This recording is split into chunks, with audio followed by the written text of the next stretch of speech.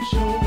We're on there at 9 o'clock on every weekday night, taking calls about the Jazz.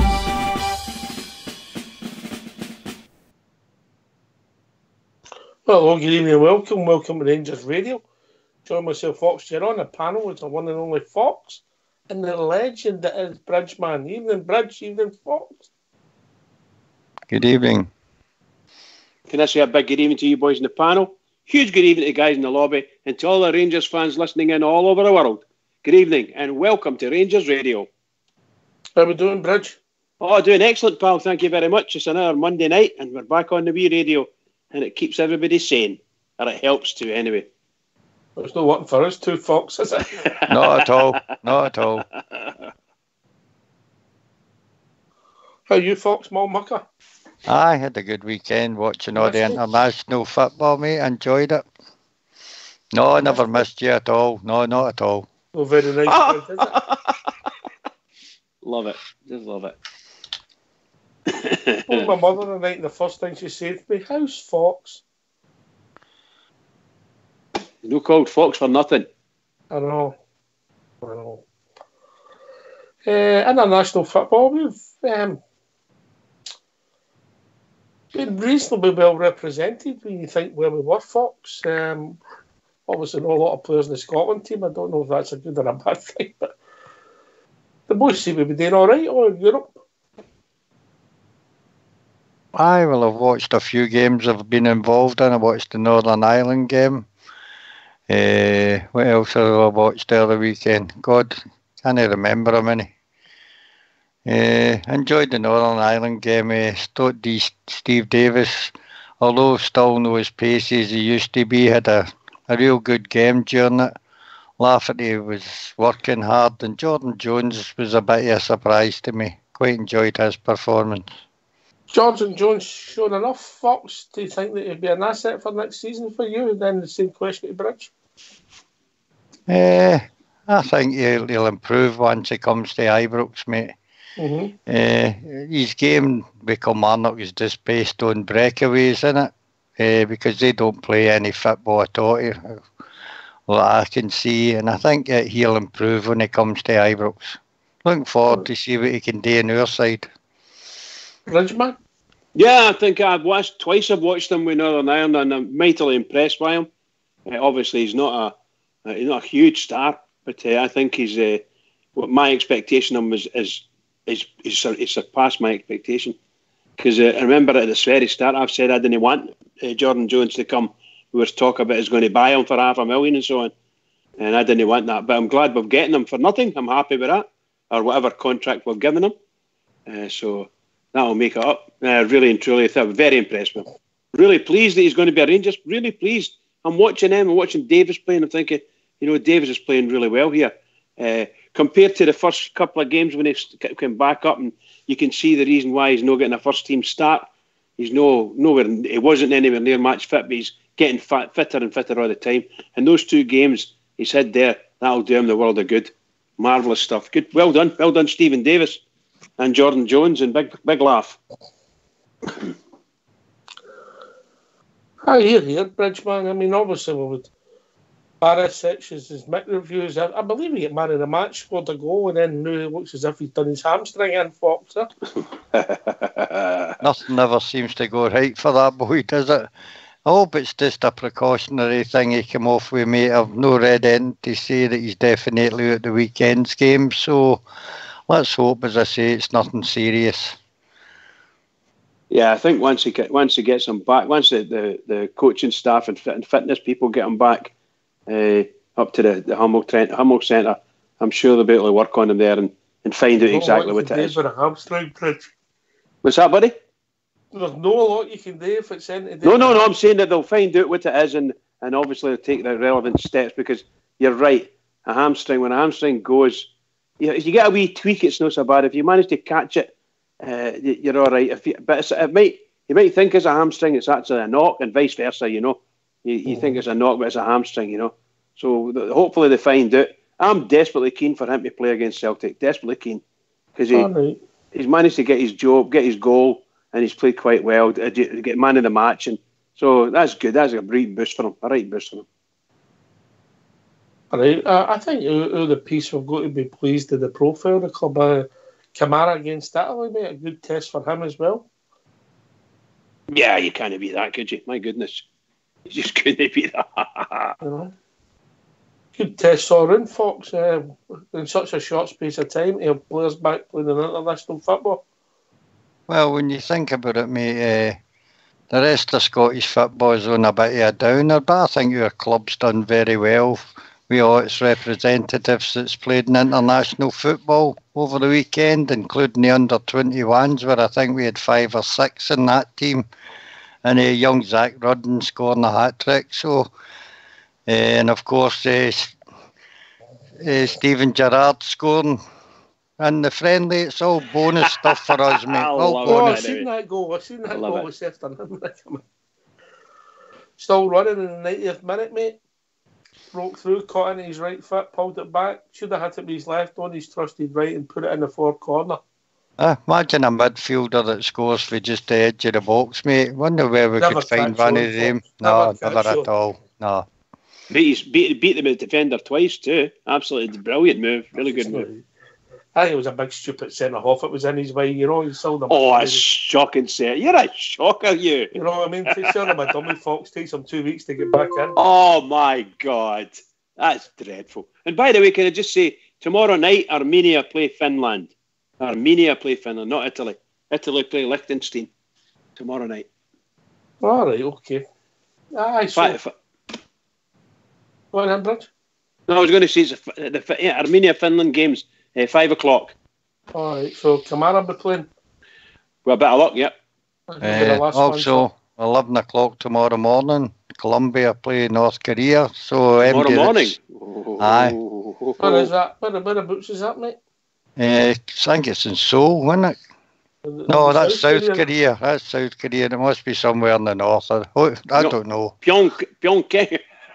Phnom is it Phnom Penh or something? I'll be trying to watch it. You'll probably get it on His Goals. I think that's where I watched it last time. Fantastic. The interest Barellis has got there. Did you see that some of them sponsored by the local Chinese, the Orange Walk? Oh, God. Walk. Only thing I'm a wee bit worried about is it's I did. It's a bit of travel back for Morelos, isn't it? With a game in Saturday, he's playing tomorrow at 11 o'clock. Probably I'll arrive back in Glasgow late Wednesday. Not much time for him to get himself up to speed again, and hopefully he doesn't pick up any injuries. Yeah, you know, just before we came live, I was saying to Blue Star, there's some talk now about the shall we say, the upcoming Player of the Year selection, both for players and the media. And I know who should, in my opinion. Of course, I'm a diehard bitter Rangers fan, if you follow me. But really and truly, he's been an outstanding player this season, and everybody's lips for many, sometimes the wrong reasons. But he's been a fantastic player and a really exciting player on the pitch. And I got his international cap, so I kind of see why that boy doesn't get. Excuse me, as a normal thought process, I don't see why he shouldn't. There's nobody else can come up to him in any way, shape, or form. But you know, he's never won a Player of the Month. You know, and the bigots are just out for him, no matter what it is, because he plays for the Rangers. Nothing else. Yeah, the boy's getting there, but he's building up experience. And you know, there has been times. I mean, he's annoyed as all sometimes, Bridge. I mean, absolutely, yeah. You know, the game at Ibrox when he gets sent off, when Aberdeen had 10 men and he got himself sent off, that annoyed me. But there's other times when he's been very unlucky, you know. Never annoyed me at all season, mate. Been a great player all season. Oh, some of his play has been fantastic, Fox, you know. You know, for all the tackles he's been done for him, guys, for all the tackles, supposedly dirty tackles, he's had red cards and everything, he's never injured anybody. Not one injury. Oh, amazing. You couldn't call him a dirty player, could you? I couldn't. No, you couldn't. According to the press, he is. You're not here yet. I know. How did you get in? I got him in there and out. There's Grez had just been substituted by the way, just to let you know. But conspiracy theory, saving them for the big game. Oh, 70 Hamstring. minutes. He's played 70 minutes. That's cool. That's cool. Anyway, people want to join us. What's the number, Bridge? The number's 0141 356 1972. Or join us at Skype at rangersradio.online. What can they talk about, Fox? Anything to do with the Glasgow Rangers. Yes, yes. So you've actually enjoyed this international break then, the two he's watched Norris football, eh? Instead of doing your chores. Well, I've really enjoyed it, mate. I like to watch football anytime I can. You're a bit of a connoisseur. No saying I'm a corner. I think it's good enjoyment. I like to watch the right good players, you know. Mm-hmm. I really enjoyed the Holland and Germany game. Aye, that was a great game, wasn't it? That was a great I watched game. the Northern Ireland game and then flicking it back and forward between that and that game. Great game. I have to admit, I thoroughly enjoyed both Northern Ireland games. And that is simply because I've got this.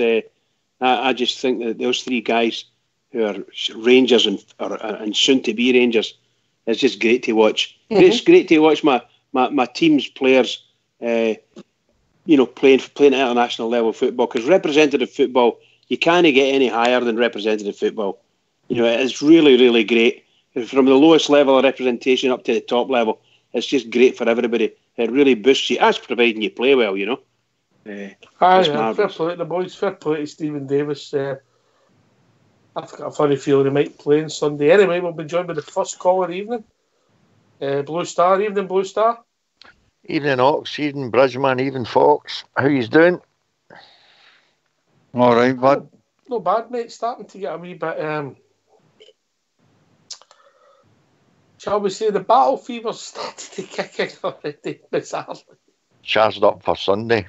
It's only Monday. Aye. It's only Monday. What about yourself? I know you've been watching a lot of football. I've been watching a few of the games, yeah, but you still miss it when your own team's not playing at the weekends, don't you? No, I don't. I'm not a fan of these international breaks. I don't think there's any need for it. I think they could come up with something better, I think there's too many Ox that they're a bit of a muchness. There's too many kind of mismatches for me. Like there's the so-called bigger teams. There's a lot of games they're playing where unless it's a total catastrophe, that they're virtually guaranteed 3 points. It's sort of depending on how many goals they score, so to speak. They say there's no any poor international teams now, but either is there's still quite a few. Oh, the big teams like Kazakhstan against Scotland, you mean? That's just because we are bad now. Anyway, we've also been joined by JFK, all the way from JFK land. How we doing, JFK? All right, guys, how you all doing? All right, Jimmy. I'm brand new, Evening, guys. Jim. How you doing, Fox? Bridgeman, how you doing, pal? Jimmy's got a new sponsor, Grey Goose. Grey Goose, love it. I'm Liniment- doing very well, Jimmy. Hopefully you're doing well too. Yeah, liniment oil's mine and out. My back's went out again. Oh, Jimmy. So, Oh, come on. What happened? I'm not going to tell you. Is it a bragging type pain you've got? Is it a No, bragging it's type pain? It's no bragging, no. It's I just, hope it wasn't carrying IKEA. no, it was not, no. No, I don't know. Was what they it banging that big drum last Wednesday? Oh, aye. I don't know what it is, guy. Just my back the last couple of days. Give me a bit of jip again, but I'll get better. Like It takes me yourselves. a few couple of weeks to get into my back when I've got to carry Fox to the subway station. Ooh! Talk about Fox.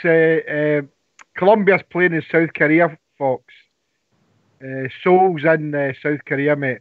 They're playing in the Olympic Stadium. Well, there you go. What was the main? A geography lesson. Well said Yeah. there, JFK. Well said. The Ben Johnson Stadium. The Ben Johnson Stadium. There you go. Anyways, like you guys, I try to watch some football and that, One game I didn't watch, obviously, or two games I didn't watch was the Tartanis playing the mighty Kazakhstan in the San Marino. That was a right minnow batter in there, wasn't it? Oh, wow. Clash of the Wow. Titans, JFK. Aye. Clash of the Aye. Titans. Tiny. Dear, dear. The Northern Ireland, I was pleased. Stephen Davis, although I agree with the guy, said he doesn't look as fast as he was before. Big laugh, certainly for the first game when he laid the ball. Cracking cross by Jordan Jones, big laugher to laid it off. Brilliant goal. You're on Jordan Jones, JFK? As if he's got something to offer? I'm the same as the other guys. I think when it comes to Iwerks, I think it will make him a player. I think there's a good player in the making there, Oxshire, and I think that we will make him into the player that we all hope he can be, because I think there's potential there. I've said that when we first got him. I think there's potential, but we're not going to wait and see what happens. But yeah, certainly the second game there for Northern Ireland, he played well. So I pass marks at the moment. Regarding Big Borna, I watched their game, and he got taken off. I think it was a precautionary thing. He was thinking the hamstring, and as you said, Oxshire, the hammies are sometimes a bit debatable whether it's a long-term or a short-term injury. So we'll just need to wait and see once he gets back to Ibrox, and our team will have a look at him and see how serious it is. Overall, I'm just glad that the weekend's done, or this week's done now, and we're starting to build up to the game on Sunday. So the international break was good for, I suppose, a lot of our fringe players, if we want to call them that, players who weren't getting a game with international teams, who were maybe getting a bit of training at Ibrox. But I watched the Gaffers game on Saturday. That was the most enjoyable. That was unexpected. I had a wee half bottle of Grey Goose, and I sat and watched the Gaffers score. Jimmy. What a goal it was! Was that a complimentary bottle, JFK?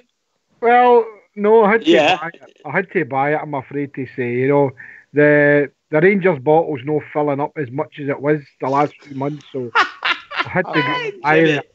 I think he's been ill, Big Stevie, for the drum. I've not heard from him. I think he's lost his vocal cord. But He's fell out with you. All in all, it was an enjoyable weekend, apart from some of the nonsense that we're hearing, you know, about the tartan trannies and all that. I just switched things half a day, come on. I'm just kind of be bothered with all that rubbish. You know, who cares? I certainly don't anyway. It's good to see. Let's hope that everybody comes back fit, especially Fred. And like Fox said, I tried my damnedest to get some sort of look in for the first game. I couldn't get it, but I'll be trying tomorrow to see if I can sit down at 11 o'clock. I'll not be drinking Grey Goose. It'll probably be Nescafe, and I'll be watching Fred tomorrow. So. All right. Well, why are you not having a drink, Jimmy? You're going to give it up? Doesn't start till 12 o'clock, mate? Hey, pubs don't open in my house till 11:30. Half 11, right? Good man, good man. So I'll get to half time. Yeah, I love it. I love it. Can I just say it? The only thing I heard about the Scotland games was on the news, and when they get beat with Kazakhstan, I couldn't stop laughing. I couldn't stop laughing. I thought that was the most funny thing. Seriously, guys, very, very funny thing. And then that mob there, gee whiz, you know. What can you do about it? You know, you just... Dan Marino always gives you a hard game, didn't he? Wow, I'll tell you what, gee whiz. Yeah, it's a hard game all the time. Wow, gee whiz, you know. That really and truly, I think it was... I'm not dead sure it was Alec McLeish I heard saying something like, we need to get the fans back, or words to that effect, you know. We're not going to get back with the performances anyway. Absolutely not. Anyway, well, I've got a wee... I think I was with you at this game, JFK, thinking back. Go. 1984. Oh, my God. Oh. I think you lifted New Year. Go. You thinking? Come on then. Let's just say, and I'll take this one to Blue Star. A lot of people think it was the game that made Alan McCoy's career at Ibrox. Are you talking about a 3 each game? You're nearly right. Oh, you must have got a hat trick then. He did get a hat trick. Was that the Glasgow Cup? No, it wasn't the Glasgow That Cup. was a 3-2 game, Ox, was it no? Aye. On this day. Against Hibs? No. I can't. Fox, I'll go to you, mate. These two guys obviously are Partick Thistle supporters, know very little about Rangers, just come on this show just to talk to their friends. Says he when he's got a thing in front of him. But I've been keeping the wheels of industry turning all day. Aye. Fox, Well, 1984, Who's clicking there? Ridgeman. It was the League Cup final. Right, against who? The Puddle Drinkers. And what was the score? 3-2 is Blue Star Saints. Well, you said 3 each. 3 I 2 did. I was. against I knew it was a cup final, and he said it, but I knew. But, I mean, you've got the bloody thing in front of you, you know. Well, I suppose that you need to have that. Aye. JFK, did you not say 3 each? I said 3 each, and I knew it. between the two of them, they got the score rang, the team rang. So what was the score then, Oxchair? Was it 3-2? 3-2. Right. Aye, but Against McCoy Hibs, still was scored it? a hat Was trick, it but against yeah. Hibs, Blue Star? No, aye, but I was thinking of the one to get the overhead kicking against Hibs, aye. That was about 10 years later. I know So that. Blue But I Star got and the score JFK right, got didn't I? both rang. Oh, wow.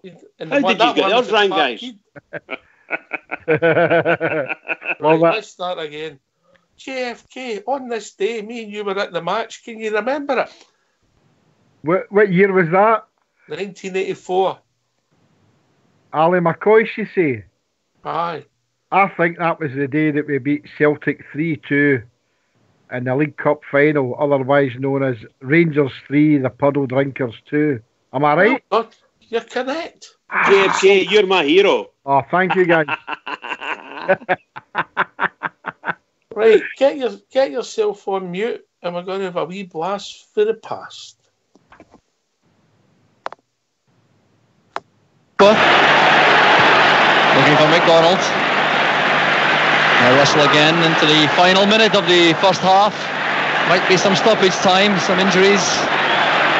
Holding play up a couple of times. Here's Davy Cooper. Russell has taken up good position. Stepping inside, Bonnie McLeod, and a penalty kick has been given. A penalty kick to Rangers.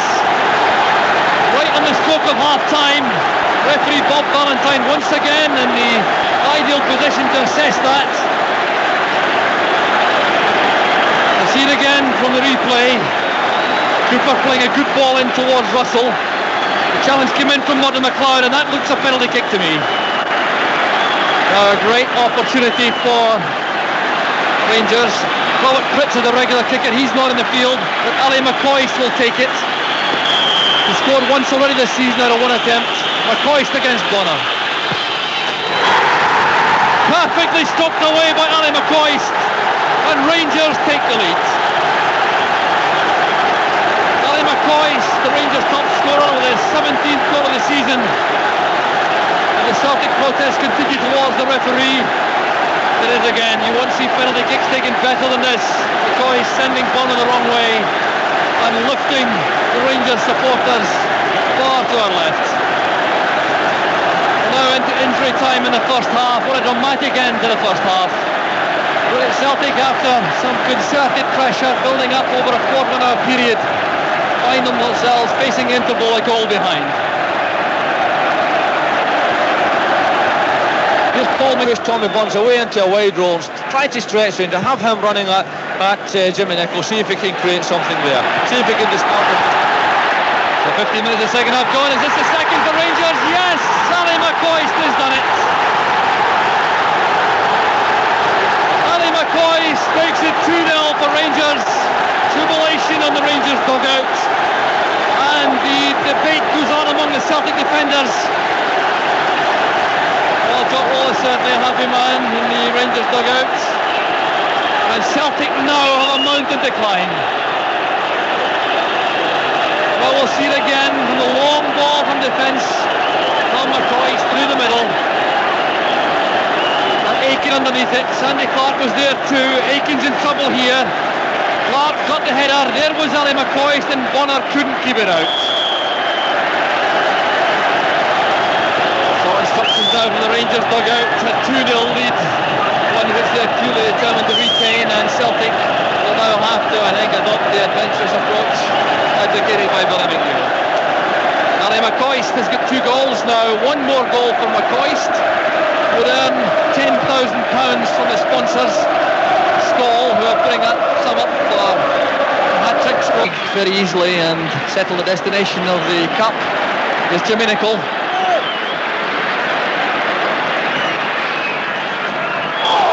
That'll be a penalty, yes. Aiken penalised for that rash challenge on Ali McCoist, and I really think he can have no complaint at all. Played in by Nicholl. McCoy's trying to control it and speed it, bundled away there by Roy Aiken. A clear foul and the penalty kick has been given, and the protests on the part of the Celtic players certainly are muted. Aiken trying to make a point now, although it will cut no ice with referee Valentine. So Ali McCoist is now on a hat-trick.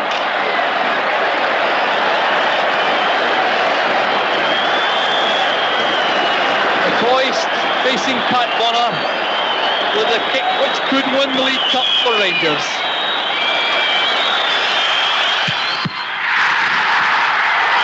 He made it at the second attempt. Well, a heart-stopping moment for Ali McCoist and for Rangers, but McCoist made it right on the half-time whistle in extra time. Well, Pat Bonner did well initially. You'll see this from the replay. McCoist didn't hit this one very hard. Didn't deceive Bonner that time. A good save in the first instance. McCoist kept very cool indeed to knock home the rebound.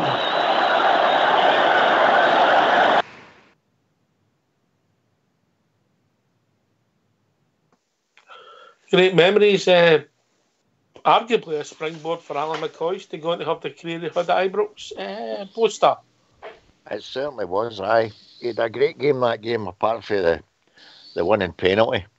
Because he should have put it away nice, but at least it went in. But aye, that whole game, when you see it on his DVDs afterwards, he chased, they had a running battle the whole game with Aitken, and the two of them kept slagging one another, but obviously, as usual, Ali got the last laugh against them. But aye, had a good game that game. As you say, it kind of set him up. Aye, for his career at Ibrox. Yeah. I'll give you, do you want to have a go at the team, or I'll just give you, what do you think, JFK? God. No, I wouldn't. I'll give you the team. I want to get the team, mate. Big gas meter, yeah? Aye. McCloy, Jimmy Nicholl, Ali Dawson, John McClelland, Craig Patterson, Dave McPherson, Bobby Russell, Ali McCoy, Sandy Clark, John McDonald, Davy Cooper, and substitutes late Colin McAdam and a good friend of the show, Hugh Burns, are the two subs that come on. Oh, Scotsman again? Well, no, obviously John McClelland. Jimmy Nicholl. And Jimmy Nicholl, but they're the only Scotsmen. So, it was a result. We won the favourites. If you think back, JFK. No, we weren't. And Ali McCoist, as we all know, was getting bellises a lot of the games. You know, and he started off very well at Ibrox, as we all know, but he grew into the Ali McCoist that we all loved. But what a game that does! That was fantastic. If I can remember right, it was you that lifted me, or no other way. Nice one, Jimmy. But no, it was a great day. God almighty, 1984. Deary me. Bridgeman always took a block and tackle with me to game. Oh, absolutely, absolutely. You know, my young brother absolutely loved Big John McClelland, and I believe it or not, I quite like Craig Patterson. But his best pal at school was John McDonald. Poseidon, was it Poseidon they called him or something like that? Polaris, there you go. And Eric, I think that game, forgive me if I'm wrong, but did they not end up with, there was 3 centre forwards? No, I wasn't playing because some come on a subby or something like that, didn't they? Because you mentioned Sandy Clark, did you? Sandy Clark, John McDonald and McCoist, because he scored the hat-trick, didn't he?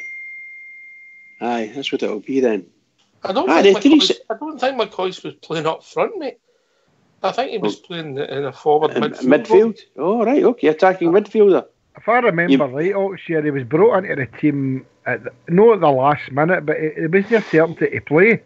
No, I wouldn't have thought so, mate. Ali McCoist, I think he was brought in because of the injuries that we had.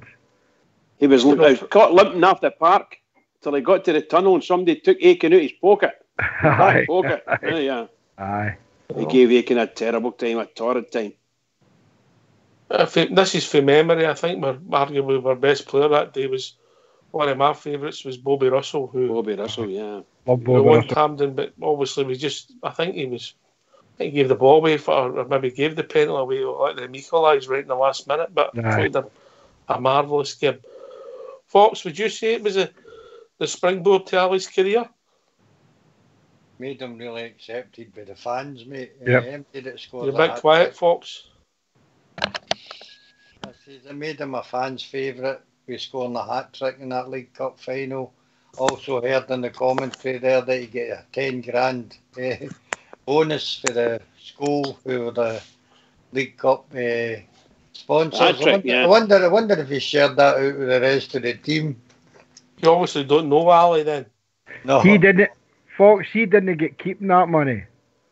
I don't know. So No, the the sponsors that got it. The £10,000 went to a charity of Ali's choice. Yeah. Oh, very good then. You were talking about Big John McClelland. I think we go him for Mansfield or something, didn't we? We go him for some. My young brother used to swear by him, said a smashing player, absolutely smashing player. He was a captain for us for a couple of seasons, wasn't he? Aye. Really good And player. I think the highlight for him as well, he went on and done well with that Northern Ireland team. Yeah, he was indeed. Big Northern Ireland boy, yeah. Actually, sorry, pal. Apologies, Spoxy. Oh, carry on. No, I was just going to say, another one of my favourites, not because he was the greatest fullback in the whole world, but he was always close to being one of the best fullbacks that we'd ever had, was Jimmy Nicholl. I quite like Jimmy Nicholl. I thought he was smashing. Really, really reliable player. Thought he was very good. That was his first spell at the club, wasn't it? I thoroughly enjoyed the time he was with us, both times. Really enjoyed it. Clever player, clever fullback. As I say, not the classiest or not the best in the whole world, but my goodness, I thought he did a good job for Rangers. Really liked him, and I loved his patter. His patter was great. Quite quickly, how that whole team turned around by the time. Obviously, 3 years later, 2 and a bit years later, Souness came in the door. Yeah. Big Jock had gone. Right. Things changed very quickly. I would say for the better, if I'm being honest, Blue Star. For what Jock Wallace had, if you think back to the days, what Jock Wallace had to spend in the days to get us a couple of trebles, the guy worked wonders. And he was a great motivator. It wasn't just different period, mate. You need to go back. That was Jock's second time around when he was at the club when they won that trophy, mate. Aye. That's right. But he was a great motivator. It wasn't just his training methods. He seemed to be able to, well, some of it was done by fear, right enough, but he was great for motivating players. I mean, if you took somebody like one of your favourites, Bobby Russell was always a very, very slight-made boy. But boy, he had ability, and he loved playing under Wallace, because even yet, if you hear Bobby Russell speaking, he can't speak highly enough about Wallace. And he used to say that. He says, if ever anybody ever felt a bit down and they thought they were maybe after their form wasn't that great, he says, Jock only had to have a couple of words with you, he says, and he could make you feel 10 feet tall. You know, he was a great motivator. When you think you're right about the aggression that Big Jock had, but he brought in some football players, Gordon Smith, Davy Cooper, Bobby Russell. Absolutely. On you go, Bridge. Sorry, mate. I was just going to say, you could actually think that Jock Wallace could have got that programme that comes onto the telly sometimes about fitness, and it's a SAS thing. They take people away to the Andes, the South American Andes, and give them SAS training to see who's going to fall out, and you end up with about 20, only ends up with about 3 or 4. I get that picture in my head about Jock Wallace. He could do that. He could actually do that training. I remember big Derek Johnson saying, no, he used to take him up with the Ghislaine Sands. Oh my God, he said after 3 runs up there, he was spewing all over the place. There was one thing about him, it didn't matter if a player was playing 3 games brilliant, he wasn't fear to drop them in the 4th if he thought they were slipping up. Yeah.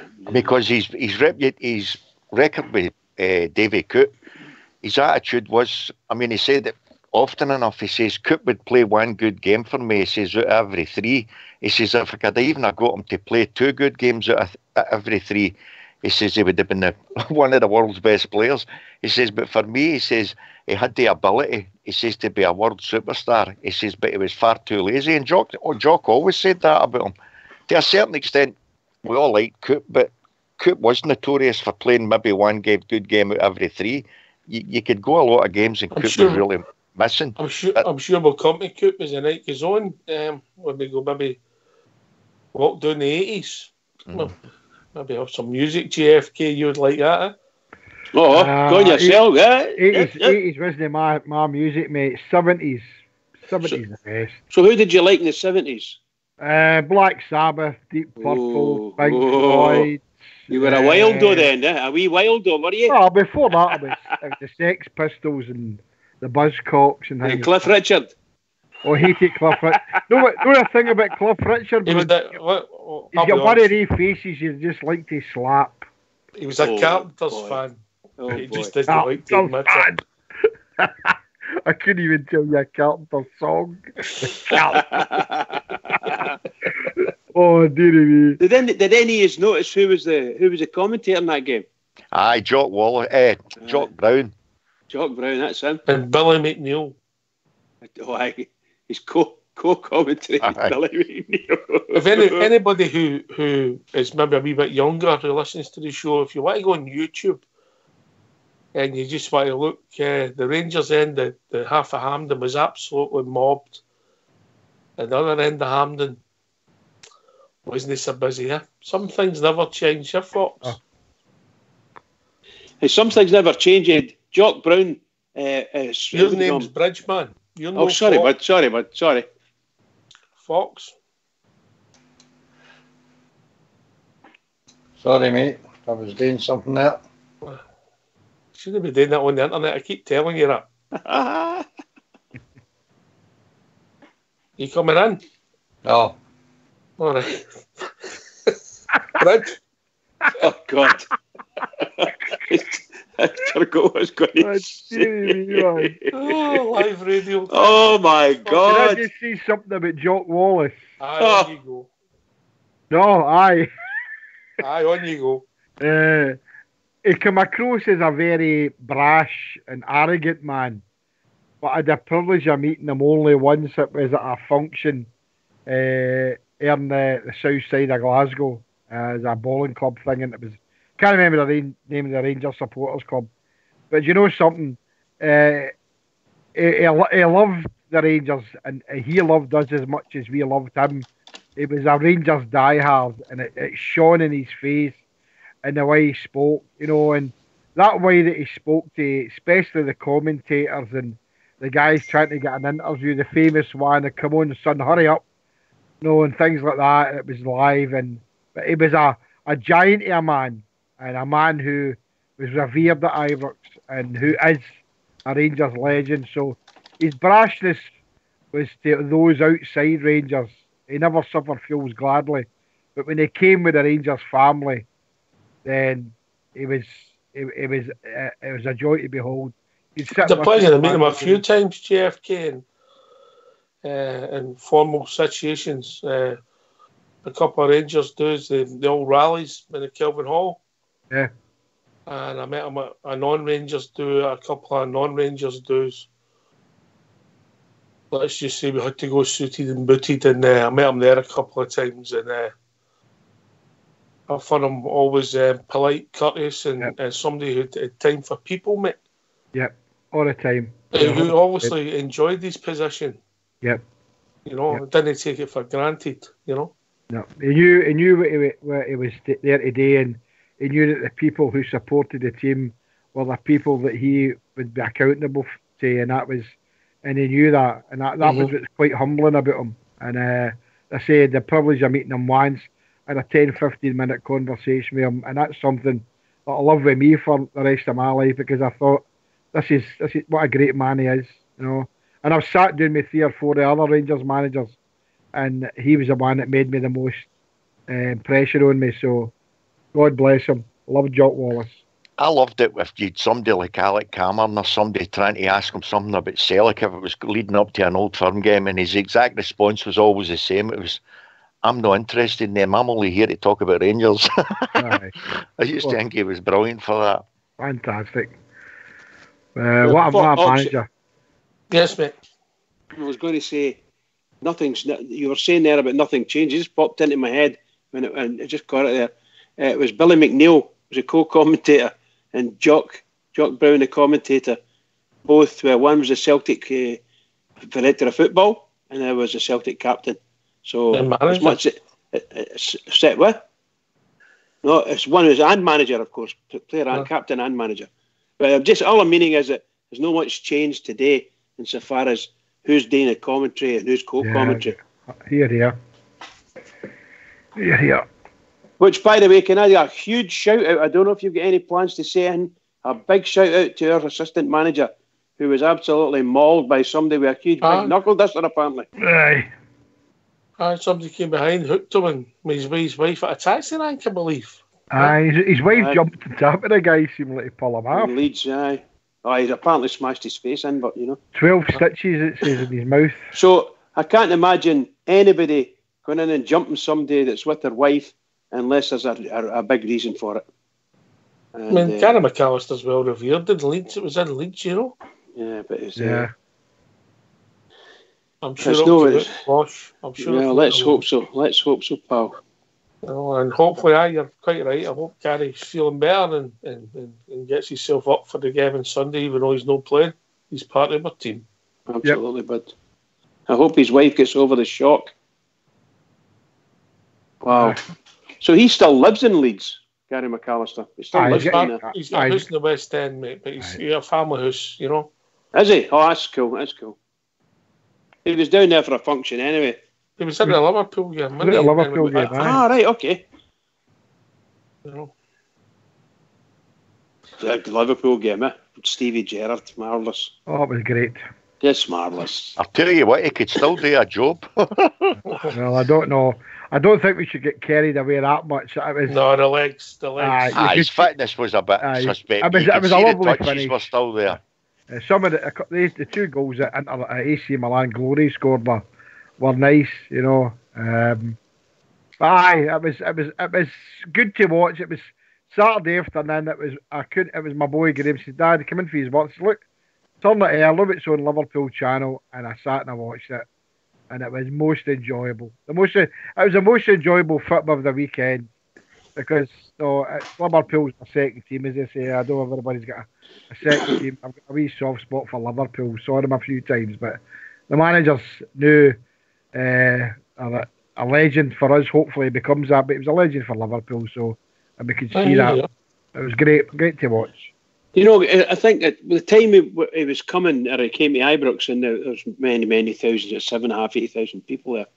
And when he was walking along or running along, whichever the case may be, there was a few of the guys were asking him, "Are you going to play for us? Any chance you're going to play for us?" Because he looked like an athlete, He looked like a football player. It was just amazing. So people were asking about it. Obviously, he either kidded on, he never heard them, and he just gave him a blinder, Tell me here. I think he's a fantastic player, but it's still. Yeah. I don't think he could play, mate. The legs have gone, Yeah. Oh yes, I wouldn't doubt that for a minute. He knows. Anyway, well, if people want to join us, give their thoughts. We're going to be moving into our 1980 select after the tune. What's the number, Bridge? The number's 0141 356 1972. Where else can you join us, JFK? You can join us on Skype at rangersradio.online. Come in there and the Foxter will get you on. What can they talk about, Blue Star? Can talk about anything at all to do with Rangers. He's looking for a pay rise, this boy, wasn't he? He's doing well. He's a youth policy. We're struggling, isn't he? Just wait till you go into the 80s, boys.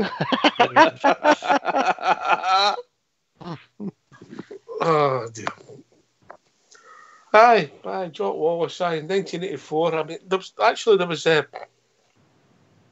think it shouldn't surprise you on this day. Obviously, it was in 2012 when we beat Celtic 3-2 as well, when Lee Wallace scored the goal that he became quite famous for.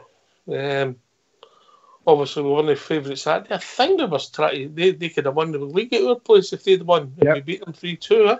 Yep, we stopped it. Aye. That was a good day. Let's hope that comes for us on Sunday as well. Can't wait. Yeah. And also, there's another one for you. 1905, Bridge. You'll remember this one. Love it. It was a semi-final played at Celtic Park. And the home fans, we went 2-0 up, and the home fans tried to get the game abandoned, which they managed to do. But we were awarded the tie. Yep. So, as I said, some things never change, yeah? You know, if the Rangers go 2-0 up next Sunday, watch out for the repeat then. Watch out for the repeat. That's what they'll try and do. Well, I'll tell you what, see if the game was abandoned, you can be 100% sure we wouldn't get awarded the 3 points, that's for sure. Well, I wouldn't know about that because you've got to remember the rules of the football now. So they've all not necessarily changed, but the laws of the game, should I say. Excuse me. I think you never know. That might just happen because did they not take points off was it Clyde just recently? I think they took points off of Clyde, 4-point deduction. So anything could happen in football nowadays. You just don't know. But my sentiments, I agree with you're saying there, Blue Star. My sentiments exactly as well. I wouldn't expect them to get blamed for anything. They've never been blamed for anything that's happened at Celtic Park anyway, up to now. And as we go on for over 40 years. Aye, how can that possibly be? How can that possibly be? As I say, JFK, some things never change, yeah? Oh, they'll never change, you know, the empty stadiums or the empty half stadium that they've got. And I just going on that, I saw an article the day that they've actually brought out their renewals for next season already. The puddle drinkers, they're all kicking up shite because they've been sent their renewals at this time of the season. So you know, I have to say, no, I think I saw an email from Rangers about my season ticket. I can't remember. That was just the other day. So maybe they were roughly the same time then. No, we have no. I check my emails every day and I don't see it for us. But. No, it must have been something else. It must have been something else, pal. You're probably right. But all these, it's never changed there the hundreds of years, Oxshire. They're who they are. They're the pedos of the world, and they get away with everything. And as you say, the commentary that night or that day was Jock Brown and McNeil. So we know what they're all about. And the TV situation now still doesn't change. You know, whatever Sky for me is just disgusting. Neil McCann gets a look in now and again, but they've got the rest of them and it's just all orientated towards them. So it's hard to watch sometimes. Really is.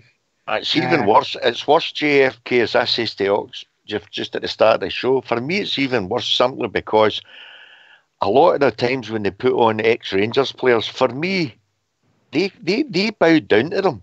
Aye. They don't even stand up for for our own club, and that really gets my goat. Yep. It's one thing having so-called impartial pundits on, but knowing it's ex-players, and if it's ex-players, I know they've got to try and be a bit impartial. But why is it their side always seems to stick up for them and ours don't? Can I just say that? Yeah, can I just say that I saw an article on Follow or a post on Follow, and they were saying that the BBC on their new channel mentioned Rangers and spousal abuse or something like that. You know, we're not talking about, what was it the women supposed to have said? We're not just talking about a black eye if the Rangers lose, you know. So apparently the Rangers have got into the BBC about it, so wait and see what happens there. To see it? No. I didn't see the article. I didn't see the programme enough. No, I never saw the programme. I don't watch it, but I'm just saying. Apparently, that's what it was, you know. And I thought to myself, "What is the matter with this? There's something no right with that mob." Obviously, there's something no right with the people who want to keep talking about them. I know, but I can't help it. It's hatred. It's just hatred. Well, they get you some therapy. JFK, you're going to have to take him under your wing.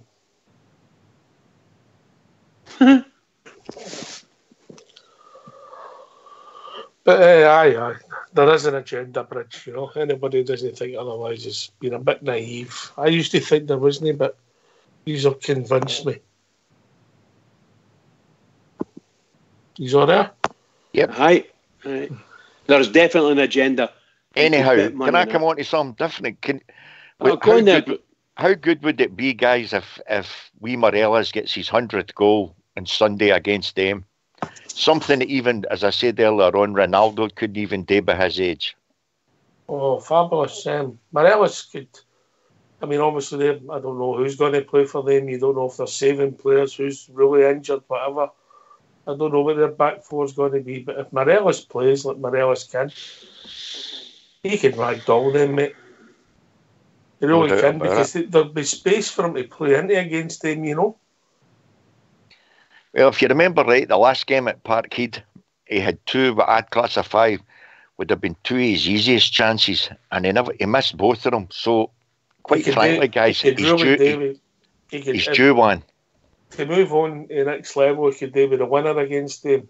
Better believe it. Believe it. Yeah. Bridge? Yes, pal? Blue Star's asked you a question. Oh, sorry, Blue Star. I do apologise, pal. I never heard you there. What was it? I'm saying the last game at Parkhead, wee Morelos had probably two of the easiest chances he's had in a game for a long, long while, and he missed both of them, if you remember.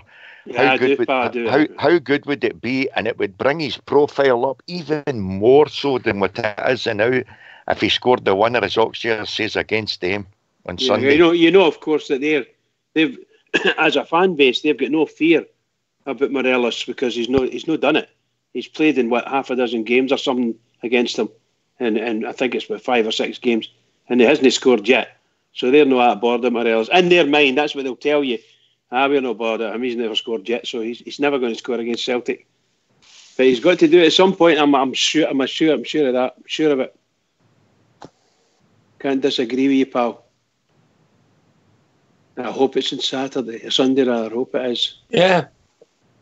So we're just building up with the tune. So we're going to do our team for the 80s. You get your pencil ready, Sharton Bridge?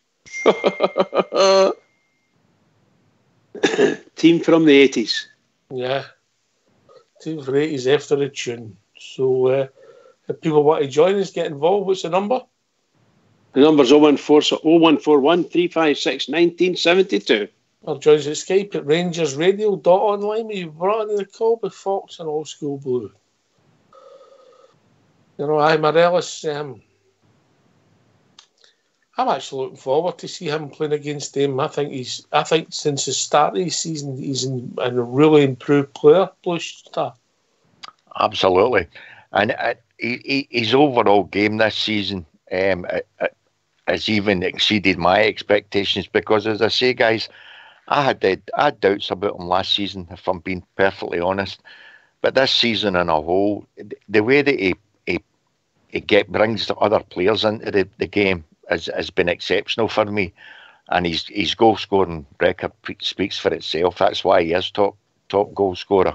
His all round game this season has exceeded tenfold compared to last season for me. I agree, mate. I do. JFK? Definitely. I mean, we were all saying last season, though, that it was a liability. He wasn't the player that we'd bought, that we thought he was going to be. But definitely this season he surpassed everything that we were hoping for him. You know, so I'm hoping that he scores 100, 101, 102 Sunday. That would get right up there on Sunday. That would. So nice wee Fred hat trick, maybe. You know. But we all know, and we'll obviously discuss that nearer the time, but he will get battered for pillar to post. Can I just say, before we go into the tune, there's been a big reaction to Ali McCoist today. He said in Talk Radio today live that he says that every time he walks by or drives by Celtic Park, he says that he just has to turn his head, he can't bear to look at it. You know, he gets across that new motorway. He says, I'm going to see my mother in East Kilbride. And he got that on the new M74 part. And when you look at it, you go over the top. He says, I can't bear to look at it. He just looks to the right over Rutherglen and things like that, you know. So I saw that. By the way, JFK, I've received a mail last 15th, I think it was, 15th or 16th, and it's important information for season ticket renewal. Oh, I've seen that. Is that in the spam? No. You check that during the tune? No, the 15th. I got mine the 15th. All right, okay. There we go. Check that. Where are we? Well, if you don't mind then, so I'm having a wee lull. You get yourself a mute, we'll have a tune for Fox.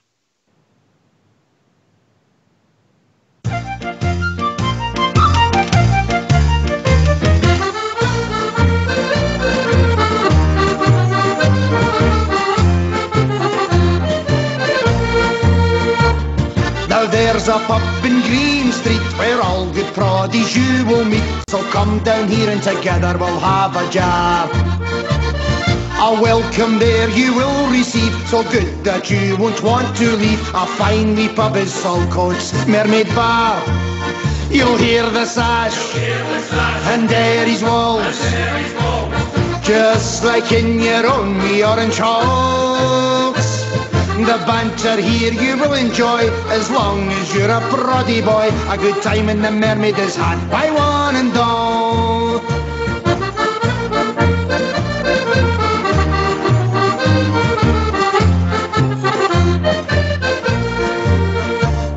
We all support the Queen and Crown. The prices here are the best in town, and the bar staff, they are one terrific crew. Everyone laughing, full of cheer. It's one tremendous atmosphere, singing to support the red, white and blue. You'll hear the sash and Derry's walls, just like in your own wee orange halls. The banter here you will enjoy, as long as you're a proddy boy. A good time in the Mermaid is had by one and all.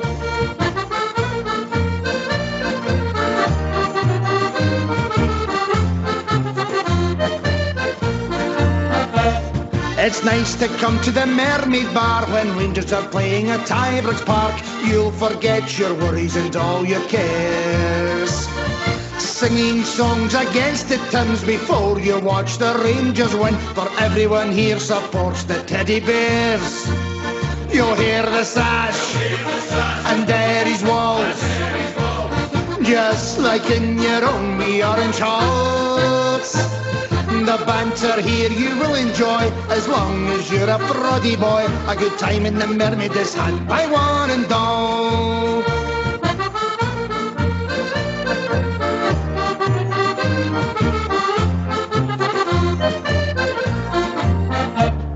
If you are up from Belfast town, Tyrone, Fermanagh or County Down, Armagh, Antrim or London, Derry shores, the Mermaid is the place for you, so come and have a drink or two. Next time in Saltcoats you'll want to come back for more.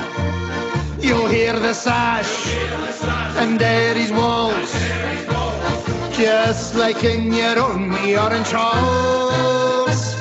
The banter here you will enjoy, as long as you're a proddy boy. A good time in the Mermaid is had by one and all. You'll hear the sash and Derry's walls, just like in your own wee orange halls. The banter here you will enjoy, as long as you're a proddy boy. A good time in the Mermaid is had by one and all. A good time in the Mermaid is had by one and all. A good time in the Mermaid is had by one and all.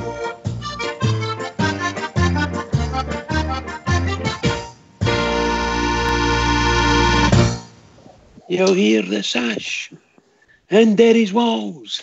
Just like when you're on the Orange Hall. Orange Halls.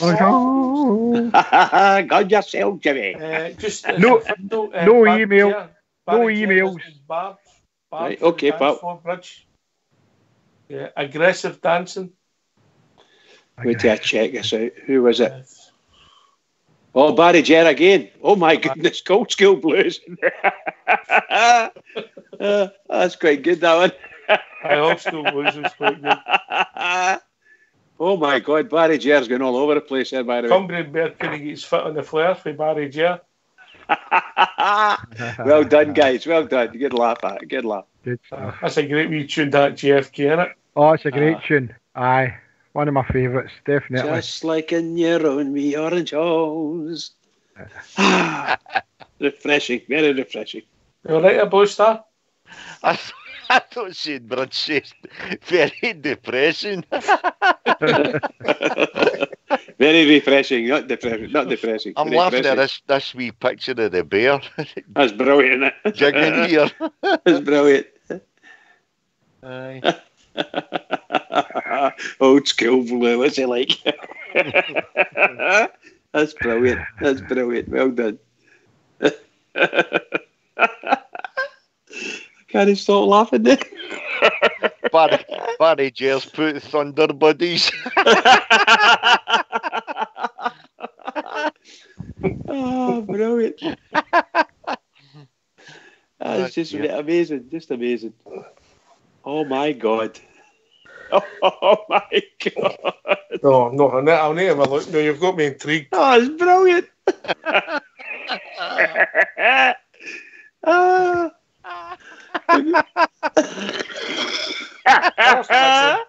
That's how his bad back, doing his Bears impersonation.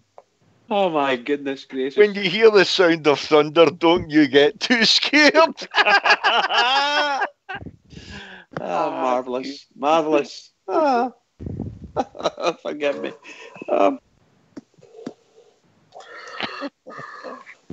That's Fox trying to get his sleep, the bottom one. Anyway, right, here we go. 1980s. Oh, Funny decade 1980s. for us, JFK as a club, eh? Aye, it was a change, wasn't it? You know, you're like myself, I mean, stood in the Roseville Bar and other pubs in Partick, and there was the very many is going to see the Rangers at that time, and then Mr. Souness came, and I've got to say, because it's the way I felt at the time, a lot of so-called Rangers fans decided they wanted to jump on the bandwagon again, and it took off. Absolutely fantastic. But the 80s was a pivotal start to what went on for the 9 in a row, mate. Absolutely wonderful. I thing. obviously started off. Well, it started late 80s, obviously. Aye, well, we started off in the 80s. Obviously, John Gregg was the manager. We nearly got back-to-back trebles. John nearly won it in the first year, 79. Then obviously, 80 we didn't have a lot of success. 81, I think we started picking up the odd cup, but we weren't challenging the league. Blue Star, eh? No, there was too many games where we were losing. In fact, we took quite a few real bad dunts then. I mean, it wasn't ones and 2-0s. We were getting a few 4s and 5s for teams that shouldn't even been on the same park as us. But okay, these things happen. But we came good again at the end of the 80s, and we looked apart then. Bad spell. We went 1978, 1986, 87 season. Graham Souness came in. We went 9 years without winning the league. Right. Yeah. You know, so we went through a bad time, and then obviously, but Souness didn't just change our club. He changed the Scottish football for me, Bridgman. Absolutely. What a breath of fresh air for Rangers. Rangers needed it. Blew the cobwebs away from Ibrox and blasted everything right through it, and it started the transformation. In fact, I think it started the year before with the new, what do you call him, Marlborough, Ross, was it somebody? Was Lawrence Marlborough. And he brought that boy in for Falkirk Davy Holmes. to be. David Holmes, that's who it was. He brought him in. He was the driver, the catalyst for the whole thing. That's it. He started it all going. I think you know, when I think back to it, it was just like a haze. Rangers seemed to be in a haze and they weren't playing that greatly. And then all of a sudden there's this announcement. Things are happening. And then all of a sudden he brings that boy in, for Falkirk, and then he sells Rangers to David Murray. And you're thinking, money starts pouring in. So from being a not so well off financially anyway club to being a well-run club, or supposedly well-run club with lots of money coming in, by the end of the 80s, you're signing some great players, spending a lot of money. Do you know something? Do you know what I was really impressed with that period, that specific special period of time? We all got them on because of DJ, but see David Holmes at that time. 70s Perham, mate. That was the 80s Perham was a Charlie Nicholas, mate, it was a different Perham altogether. David Holmes at that time for me was a real class act. Even the way that he dressed and everything, everything about him was sheer class. And yet, once he had got St. Brought in, he didn't really hang about much, did he? Well, his job was done, I think. His job was done. Well, remember David Murray, Lawrence Marlborough brought him in, and then the whole thing changed because Marlborough sold out to David Murray. 1988. Yeah. Anyway, we've been joined with, I don't know, Cushy might be too young for the 80s right enough. How are we doing, Cushy? Evening, guys. How are we? Hey, Cushy, number? Definitely not too young for the 80s. No, I know, mate, I know. I've seen you in the bush throw, but you just ignored me, mate. You're not too young for the 80s, mate. I can vouch for that. Oh, that's a shocking thing to say, you. Fact, to be fair, a shocker, isn't it? You may get in the 60s team. Anyway. How are you, Cushy? What's on your mind, mate? I'm very well. Nothing. I just thought, I heard about the 80s team and I thought, that sounds interesting. I'll phone in. Right, okay, right. So, if I can contribute. We'll start with goalkeepers then. So, we'll go with. Are you with us, Fox? Are you in or out? I'm here. All right, so you came out the 70s, was the drink with you were on to drugs by the 80s, so your memory all right?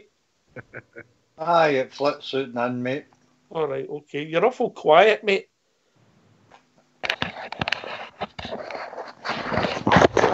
How's that? That's better. Right. Right, okay. Goalkeeper for you in 1980s? Going to be Chris Woods, mate. Yeah. Oh, I would struggle to argue with that, mate. Bridgeman? Yeah, Chris Woods, no problem at all. No problem.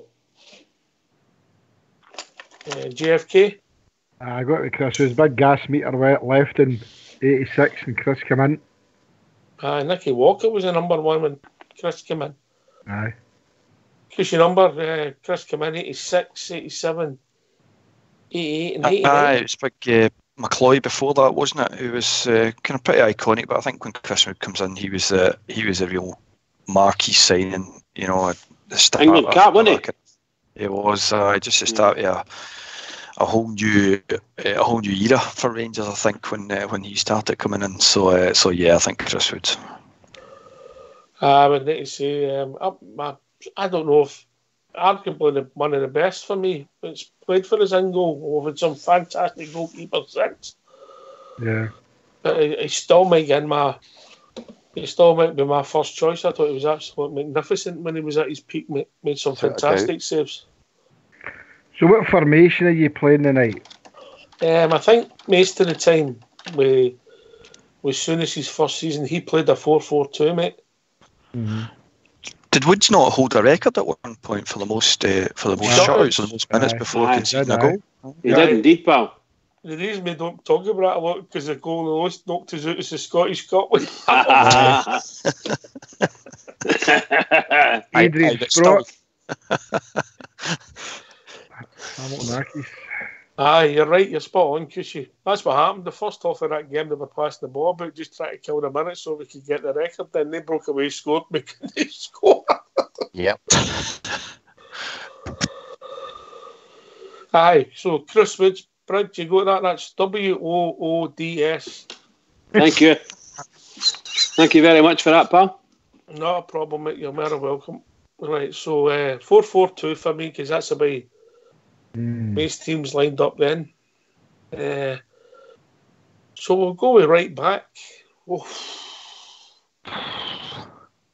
You've got Sandy the start, Jimmy Nicholl.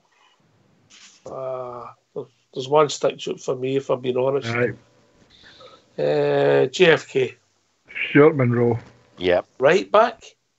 Yep. That's left. Left back. No. I'd have played him at right back. He's played at right back. Right. I can assure you he won't get in the team at right back, but no. Okay. what's your number? Right back? Jimmy Nicholl. Jimmy Nicholl. Good shout. Played with us twice in the 80s. Successful and trophy winning in both types. Blue Star. I would need to be Nicholl. Right back. All right, okay. Oh. Bridgeman. Actually, much as I love Jimmy Nicholl, I think I'm going to plump for Gary Stevens. Oh, without a doubt, mate.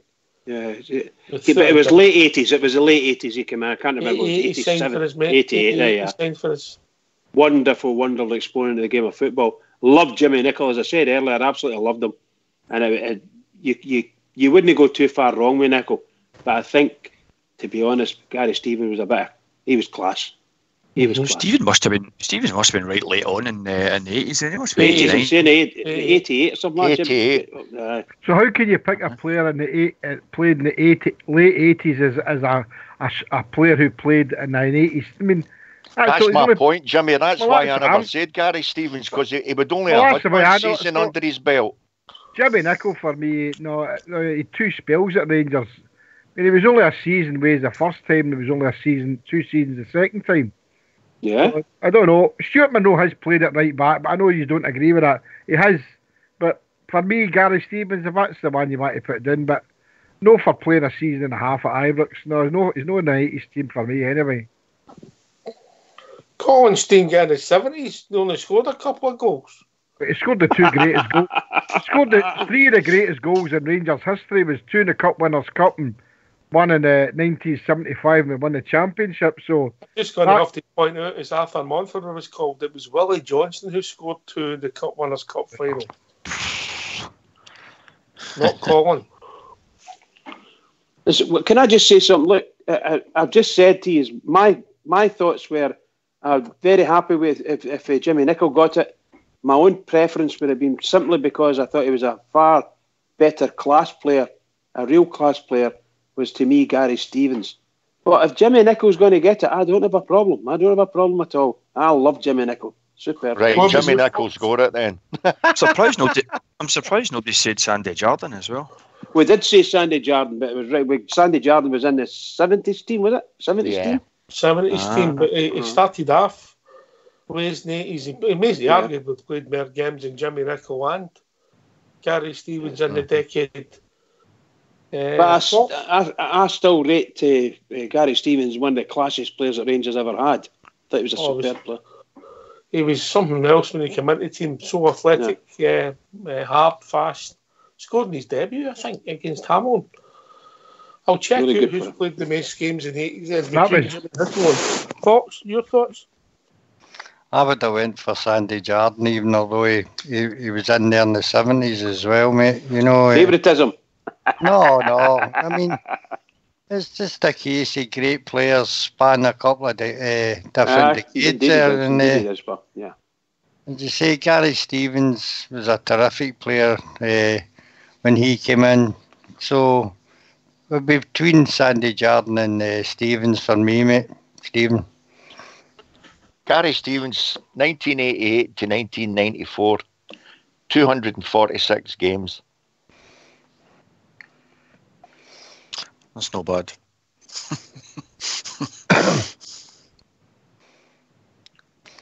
Anybody else getting different? No. Well, Oxy's away. Look, 129 games second time. I ran Jimmy Nicholl 107 the first time. Yeah. I think you know better making it players that played in that decade, doesn't he? You know what I mean? Well, he did play in that He decade. did play in that decade. Aye, but I mean, when you're saying that Gary Stevens was only there during the soonest times, mate, which was late in the 80s, so if it's, you know.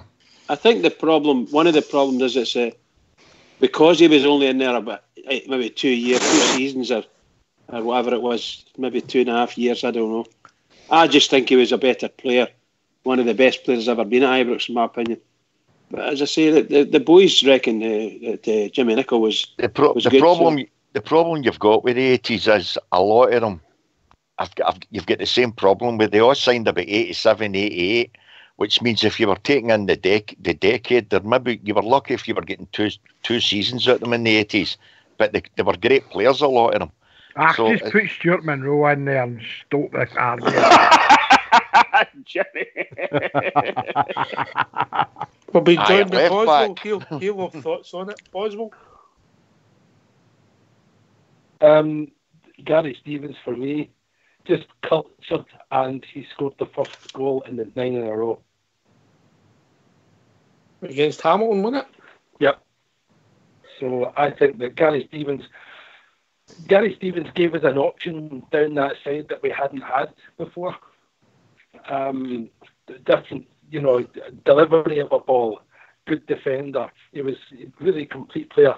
Plus, he was an England player that had come in, and I think we only paid £1 million for him. What a bargain! No, top player, Gary Stevens. But I can see the merit of the Jimmy Nicholl.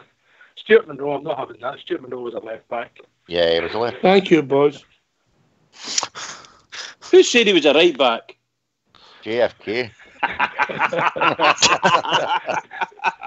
JFK's got a good sense of humour. Oh, brilliant. He might, funny enough, he could get in the team. He might get in the team. I think Stevens just gave us everything down that right-hand side. Gary Stevens for me. Who are you giving it to then, Bridge? Well, I think Gary Stevens got it. There's 3 or 4 votes there for him, and a couple for Jimmy Nicholl. And I must admit, everybody, I don't think there's anybody going to disagree that Jimmy Nicholl is a smashing player for Rangers. But I think Gary Stevens wins it because he was sheer class, just sheer class. Yeah. All right, so we'll move on to the left back. JFK, you'll be back to put Andrew Jardine in there. Oh, brilliant. JFK. Not much point in saying it. And Ali Dawson. Alan Dawson. It's a good shout. Alan Dawson. Left back was a problem position, and the guy that you mentioned, who you got mixed up with, seen off a lot of good players. Stuart Monroe. Yep. I don't know how many games he played, but 233. Aye. Who Ali Dawson? No, Stuart Monroe. Stuart Monroe. I get myself mixed up there. So Stuart Monroe cost $30,000 from Alloa. Yep. It was a What a steal. player. Yeah, definitely. And that was an Alec Totten signing, I think. It was, aye. But Ali Dawson, for me, I think Ali Dawson was in the 80s. If we're taking players that played in the 80s, then that's for me, is Ali Dawson. Left back. Left back, that's what he was he no? Quietly effective. Yep. All right, maybe yourself, Cushy, left back. I would go with Ali Dawson as well. There's not much choice though, is there really, when you look back? I mean, that era, we've got loads of forwards and midfielders, but there's a couple of positions there that it looked a bit light when you're looking back. And I was glad some of the boys mentioned some of the names actually in here to try and jog the memory, because the left back one was a position I was struggling with. So I'd be quite happy to go with Dawson. Jan Bartram. Did nobody like that boy that him at JFK said about for the right back? He was a Monroe. left back. It was between Monroe and Ali Dawson. You really couldn't. The amount of games that those two played at left back, you couldn't really say him else. Aye. It's one or the other. John McClelland occasionally played left back. He as did well. indeed. He did indeed. And he was. I love John McClelland. I thought he was a great player. Made his debut at left back. At left back, he did indeed. Yeah, from Mansfield, £150,000 from Mansfield in the summer of '81. Was he a successful debut at left back? He looked a lot better player when he moved into the middle. Yes, I agree. Left back, Ali Dawson, Stuart Monroe. For me, it's Monroe. Just for the amount of games he's played, and when we think of how much he cost and from where, and he came to us 1984, and I think he was transferred. He came to us 1984 for 30,000, and he was transferred for, I think it was 350,000 to Blackburn in 1991. So he came to us in 1975 to 1987. No, he never came. He played nearly 90 games less than Ali Dawson. Ali Dawson came into the team in the late 70s, but 70. Sorry, it's him I'm talking about. 75 to 1987. I see. Ali Dawson was also club captain. Was another element to Ali Dawson, because when we won the cup in 1981 in the replay against Dundee United, he was the captain. That night, that was the best football I'd seen us play for a wee while. I thought we were different class that night against Dundee United. I think a lot of people thought that Ali never fulfilled his potential. Remember, he got that bad head knock in Canada. That's right, yes, Canada, that's right. That's what, 1984, I think that was, or 1983.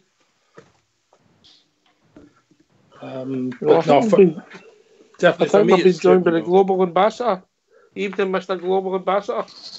Good morning, gentlemen. How we doing, mate? Aye, good. Thoughts? The 80s, that's. I remember the night soon as signed. I was at the Steensies Thistle training, the ball boy for the training. It just came on the news. I went round and told the big boy Beastie. I said, as soon as he's the new manager of Rangers. I remember that, so that's my start. That's really my start there. Before it, I was interested, but I was like 10 or 11 at the time. But I remember it vividly. He's just talking about Gary Stevens. I used to often see the players. A lot of the players lived in Bridge Allen at the time, and I remember seeing them in Marks and Spencer's. My mum used to go and get some messages and different bits and bobs, Marks and Spencer's and Stirling. I remember seeing Gary Stevens often in there. Roberts, Drinkle, Butcher, all they kind of guys. So that really for me, that's the beginning. Like my Rangers career, if you like. Gary Stevens for me, Chris Woods, definitely. Stuart Monroe, definitely as well, would be in that team. Oh, Stuart Monroe, mate. That might have just been the casted vote for Stuart Monroe. That's it. Wins it. I'll play Stuart Monroe centre forward. Hey, Jimmy. Shut it. He made one mistake like Stuart. I love it. That's the only reason I phoned in. That was the only reason I phoned in. Nah, that's definitely for me. Stuart Monroe, he was a quality player. He was homegrown, if you like. Gary Stevens, an international, the mixture of the players then, you know what I mean? England and international, and then Gary Stevens on one side, Stuart Monroe on the other side. Aye, all right. Stuart Monroe's got the nod. Big Al's just done that. So we'll move into centre backs. Take them as a pair. Cushy number. The two centre backs. Butcher and Goff. Butcher and Goff, mate. Right. Yeah, Butcher and Goff take a bit of beating. Bridgeman. No, I definitely agree with that, 100%. Butcher and Goff, fantastic pairing. I'm going to have a look and see how much they actually played with each other. JFK. Butcher and Goff, reluctantly, never liked Butcher. Why was that, mate? Just like the things he said about Rangers after he left. So, apart from that, he scored quite a few own goals, didn't he? It was good at that. But Butcher and Goff, you can't argue with that. But if I was picking a team to play tomorrow, I'd be picking McPherson before I'd pick Butcher. Right, so Butcher, 176 games, 10 goals. Mm-hmm. Dave McPherson, 424 games, 30 goals. Yeah, but it was murder.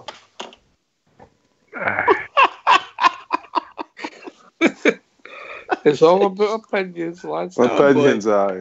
What about Goff and Roberts then? If you had to pick players to play, Goff and Roberts, with that?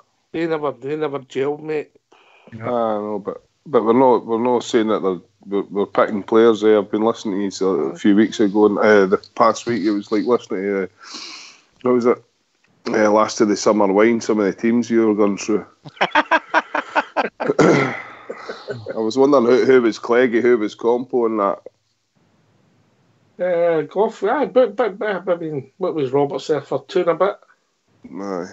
2 and a bit season. And then obviously in the early 80s, we had a lot of centre-halves then. John McClelland, Boswell. I would go for Goff and McClelland for me. Yeah, so would I. I like John McClelland. I thought he was steady. And he was steady for us through a time that was really, really difficult. And I was sorry to see him go. I really was. Goff, you can't argue with Richard Goff. Always been a gentleman. Ever since he's left the club, he's said nothing but good things about the club. Terry Butcher, I liked him when he first came, but Terry Butcher queered his pitch for me. All that nonsense afterwards, pandering to the lowest common denominator. Now, John McClelland and Richard Goff for me. Yeah. We're talking about just quality of player. I would need to go for Butcher and Goff. I get all the things that's been said about Butcher since he left. He's been a disappointment, if I'm being honest. In fact, I think there's been a wee bit of jealousy in there, JFK. Possibly, isn't it? But there was no need for him to come out and say any things and that, you know. He should have realised the history and the Rangers and what he was coming into. You know, that's what that gets to me, ex-players, and, you know, they try to take the moral high ground and talk about the bigotry that's at Ibrox. I mean, we're not going to name names now, but we've all been to functions and we've seen the same players standing up on top of tables and singing a sash and Derry's Walls and Billy Boys and that. So I've got nothing against that, because I mean that's what I like to see. But why come out and say it? So for me, he burnt his bridges. But reluctantly, I'd put him in my back two, in my centre two. But I know the ambassador there saying about McPherson was a nightmare, but MD plays 424 games for Rangers can't be that bad a nightmare. Yeah. But Butcher for me, can't listen to the man. Soon as brought back McPherson back. Yep. You know. He did indeed. What about Ali Dawson? Was he any good? Boswell, you want to take that? Ali Dawson wasn't he bad, As a centre half, Nah. yeah. Left back, aye. Ali Dawson's a left back. As a centre half, I think he was quite ineffectual. I can't believe Gregor Stevens never get him up team. Can't believe it. Well, what can you say? Well, there's time yet. Gregor Stevens could get in as a defensive midfielder, so it's always a vote for you there. So we move on to midfield. One right. You not got a vote in what centre halves? No. That's shocking, you lot. That's shocking. No. That kind of sums that up, doesn't it? Who were you going to say then? Yeah, a defender you missed out. I would have went for McClelland and Goff. Yeah, you did say that. I You didn't did like say that. Butcher. I wasn't keen in Butcher. I'm afraid Blue Star Butcher and Goff have won it by quite a while. Can I ask you the same question? Were you no keen on Butcher at the time, or no keen since he left? I thought the big hard man image that he didn't produce it for me, guys. I thought a lot of it was block. A lot of it was block hard. I thought McClelland and guys like that were far harder and better players than what Butcher ever was. What about if you swap him out for John Brown? And even Brown, I'll tell you, Brown was a harder guy than Butcher, I know. Yeah, I'll go with that. But Butcher could play football. Butcher could play football, guys. Butcher, those Bridge, you'll remember, well, everybody will remember, these diagonal balls that he used to get from and just fun. But Butcher, when he came in, was the real marquee signing, because he was the second signing after Chris Woods. Aye, because he was England captain, that was all. Yeah, and that was that. He wasn't the England captain. It wasn't the England somebody captain, that captained England. But I think back then, playing for England meant something as opposed to what happens now, where if you've got a pulse and you're English, you get in the game. You get a game in the team. Anyway, we need to move on. We've only got minutes left, so we'll move on to the midfield. Right, left, two centre midfielders. This is going to be good. Bridgeman. Graham Souness. Graham Souness, all right. Who you having beside him? Was Hurlock played? Did Hurlock play in the 80s? Mm-hmm. He was. I'd play him. No, he didn't. Bridge. He played. He came to us 1990. 90s. There you go. That's fine then. Well, I saw an exhibition game where it was Souness and oh God, what's his name? Hurry up, and I'll need another. I can't remember the boy's name. The boy that smashed his leg at Aberdeen. Durant. Yeah. So I'd have Durant. All right, so Souness and Durant, that's not a bad shout. JFK. Wilkins and Durant. Wilkins and Durant. That's how. Wilkins is superb for us, superb. Worcester. Durant. I would go with Wilkins. I'll tell you why, guys. Again, I didn't think Souness produced anything great for us. As manager, but no as a football player, no chance. All right. Not for the players that we had at that time. One of the finest displays I've ever seen at an Old Firm game. Nah, no chance. 1987, yeah, absolutely. Boswell. I'll go, just because he didn't play a lot and he was always injured, as soon as I'll go Durant and Wilkins, because I thought Wilkins was just majestic. Big Al? I'll go Sandy Robertson and Neil Murray. All right, okay, something different. Aye, different, all right. No, I'll go, I'm the same. I'll Wilkins or Durant or Souness and Durant or Wilkins and Souness, that kind of thing. Or Derek Ferguson, but Durant. Well, you've got Ian Ferguson and all, you know what I mean? He's a legend, man. I would go with Ian Ferguson and Ian Durant. Aye, right, I'll take that too, Ox. I would just aye. You've also got Ian Redford and Jim Bett and all. Aye, Redford's games for his guys was quite exceptional. Jim Bett never broke sweat for us, in my opinion. I think Jim Bett was unlucky. The team he played in, Boswell. I thought he was meant to make the difference, and he really made the difference when he went to Aberdeen. But I thought he was average for us when we really needed somebody that was above average in that position. Robert Pritz. Oh, Robert Pritz is one as well. Yeah, I liked him. Fine player. Not enough games. Bobby Russell. So Bobby Russell. Yeah, that's 70s, 80s. The right and left wing. So Durant and Wilkins wins it. Am I not getting that? Sorry. I'll go with Ian Ferguson and I'll go with Ian Ferguson and right at the tail end is Trevor Steven. Oh, I forgot. Trevor Steven, yeah. Oh, tricky Trevor. He was some player. What would you do with that, Cushy? Would you put Stevens and Ferguson in the middle? I put Stephen Ferguson. I can straight onto the right side as Ox was just going to do. I put Durant in the right, and I can only put the only place to put David Cooper, I think, is on the left hand side. So David Cooper. There's a start for you. From 1980 to 1986, Ian Redford, how many games do you think he played? Well, quite a few, mate. 247. Do you know that's over 40 games a season? That's some record, that. It's phenomenal. In 6 years, isn't it? He was a good player, Redford. Just unlucky with the Rangers team at the time, you know. I know that. I'm just looking at the amount of games he played in 6 years. That's incredible. 250. 210,000 February 1980 from Dundee. Yeah. Incredible. Aye, some amount of games, guys, for that. Right, so we've got our wide men. Somebody's come in with Trevor Steven. You come in with that, Cushy?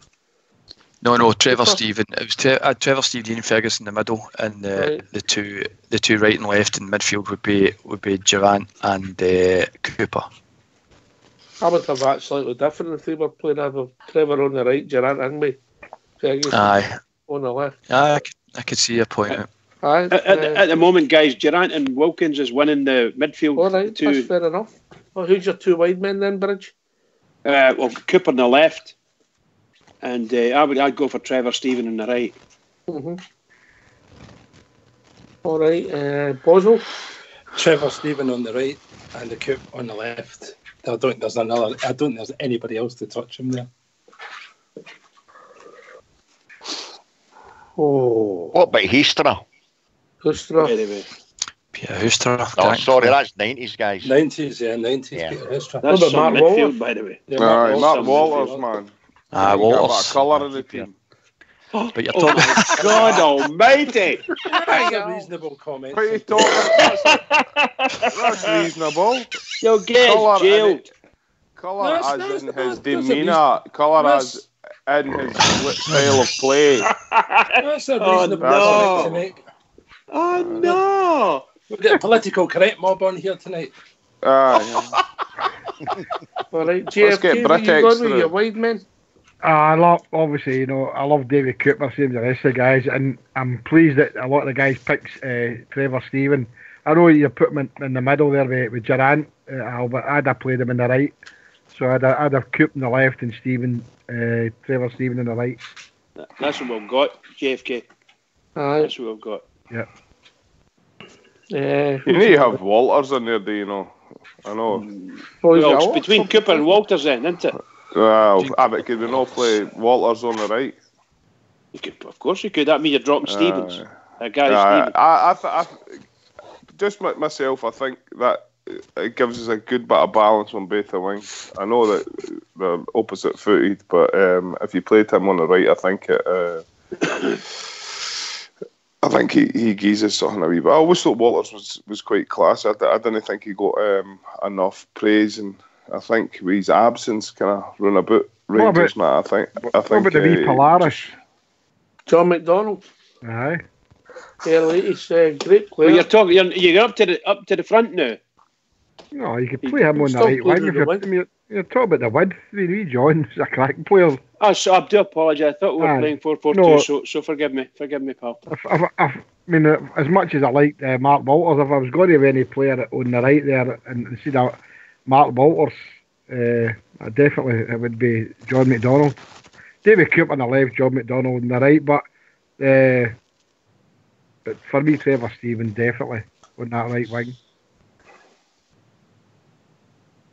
John was a good shout and all. Still McDonald's a good shout. JFK, good shout. Aye. Yes. I just don't think he was quite in the class of some of the names that's been mentioned when he came in. He fabulous. Yeah, the class does come into it in a sense, but it's all about personal opinions and what we all enjoyed watching on the day. And great goal scorer too. Great goal scorers. Yep. Yeah, it's just what brought the memories to his watching Rangers. So John McDonald was 77 goals he scored for Rangers. How many penalties did he get? 71. The reason why he kept falling over though, JFK, he had oxygen bottles in his back. What about you, Bostar? Who's your choice? On the wings, you mean? Aye. Oh, it's got to be Coop and Trevor Stevens. Coop on the left, Trevor on the right. I was struggling to argue that, but I can't believe we can't get Mark Walters in. See, the other night that he's were arguing about. I liked Mark Walters. Mark Walters was a great crosser of the ball for us. Brilliant crosser. When you go, Big Al? I was just going to say the other night that we're having a bit of conjecture about Bobby Russell. Could you play him on the right? A midfield you could, as much as I love Bobby Russell, I think that Trevor Steven was just that. You've got it in for that boy. He's just a wee bit. that the other night there as well. You know, Barry Jess says Trevor Steven was a sick note. Well, there is that, yeah. He was always injured, aye. He had the Darren Narrington position. Right, so who have we got, Bridge? Well, we've got the ones that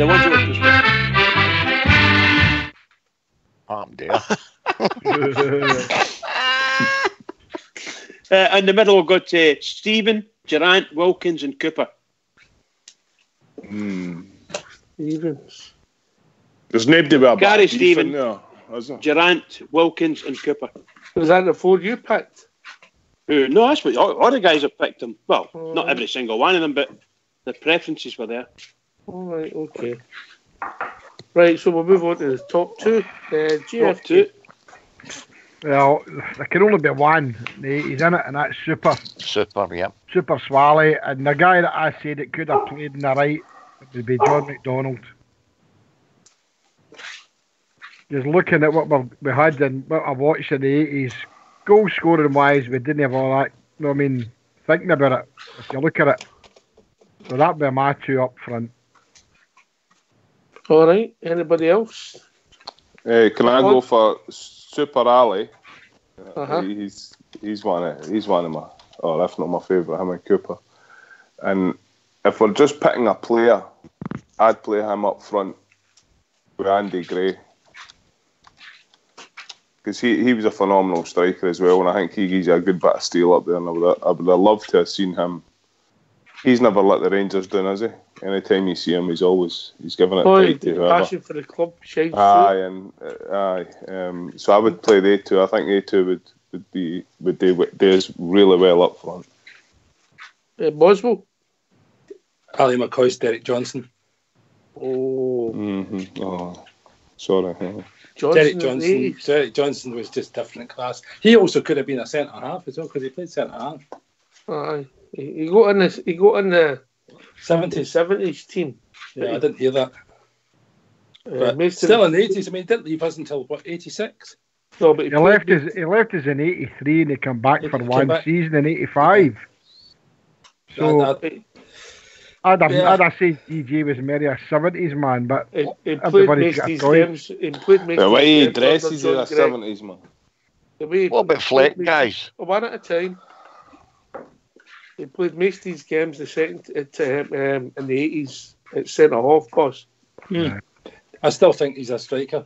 Just the centre half for me was an aberration by Derek. I think he's a striker every day of the week. Oh, he was, aye. What about you, boys? Who was your 2? I would probably have went with DJ, but we picked him for the 70s, so I would have went for Super along with Robert Fleck. They're a good combination. He got 104 goals for us in 4 years, so that's not bad. Cushy? Certainly Ali McCoist, and someone else who just made it in right at the tail end. It might not be a popular choice here, but made it at the tail end is Maurice Johnston. Yeah. Oh, no. That's controversial, right enough. Thanks for that. I got the jail because of him. Oh my God! And that's a fact. I would never ever say his name. I remember playing the Puddle Drinkers, and I got a ticket for the main stand, and I just kept calling him number 10, and I got into this argument with this guy next to me, and he started to sing Super, you know what, and I started singing F, you know what, and then ended up I had a wee pair of bangles on, and the next thing I was in the police station. So a wee pair of bangles. You must have deserved that, Shark. I'm going to go for something a wee bit different. He wasn't raised that long, but I thought he was a fabulous player in the sort of couple of seasons where he was raised. I'm going to go for McCoy and Kevin Drinkle. That's me. You've said the same ones I was. That's who I was going for. It was literally for one season, and then he came from Norwich. 500,000 Kevin Drinkle cost. And then went to Coventry. We got our money back, didn't we? Oh, 900,000 I think he went to Coventry for. I like Kevin Drinkle. I think it was 19 goals he scored in that season. Yeah. He was different class. He was scoring goals everywhere. Good player. What year did they sign, guys? 1989. 89. 88. He signed the same time as Gary Stevens. Right. I used to see him all the time in Spencer Snooker Club in Stirling. I do believe he's good pals with Stephen Hendry, actually. The snooker player. Yes, he actually was in the snooker club, the snooker player with Kevin Drinkle, and he was a Friday night, you know. He ended up managing Falkirk, didn't he? Yes. Yeah, good player. I certainly liked him. So who is it? McCoist and who? Gray, Drinkle. Who we having? Oh, up to now we've got 2 for Drinkle. And we've got 1 for the others. You just mentioned there, Andy Gray. One of the boys wanted Flecky. With cushy numbers, it was 2 entirely different players. No, McCoist and somebody entirely different. So the present moment.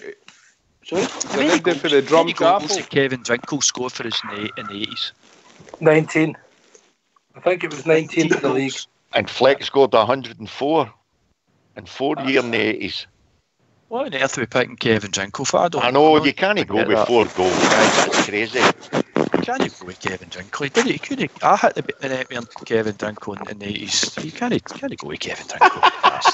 You can't, guys. You can't go with somebody that scored 4 goals in the 80s. Come on. That's impossible. You're just picking names out of a hat now. I know. What about David Dodds then? Oh, for God's sake. We'll get him in for the diversity, for the LGBT community.